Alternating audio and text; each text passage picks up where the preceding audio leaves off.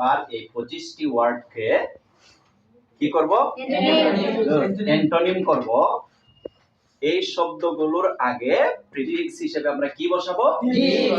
This, DIS, this. অর্থাৎ প্রত্যেকটা শব্দের আগে দিস ব্যবহার করলেই কি হয়ে যাবে?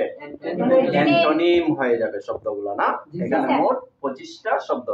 Let's practice. আমরা একটু চর্চা করি, ঠিক আছে?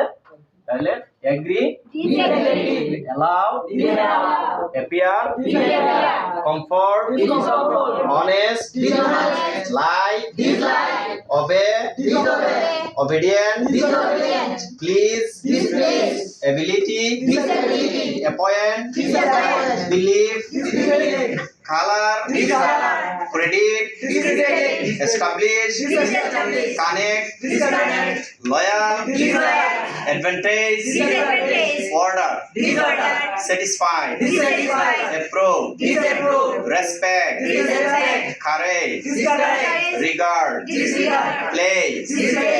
Good. তাহলে আমরা এখানে প্রিফিক্স দিস ইউজ করে আমরা কয়টা শব্দের আমরা অ্যান্টোনিম করলাম? 25টা শব্দের। অর্থাৎ এখানে যে 25টা ওয়ার্ড আছে, এই প্রত্যেকটা ওয়ার্ডের পূর্বে আমরা প্রিফিক্স হিসেবে দিস ব্যবহার করলে এগুলা কি হয়ে যাবে? গুড। তাহলে আমরা এই 25টা শব্দ আজকে শিখলাম। Thank you very much.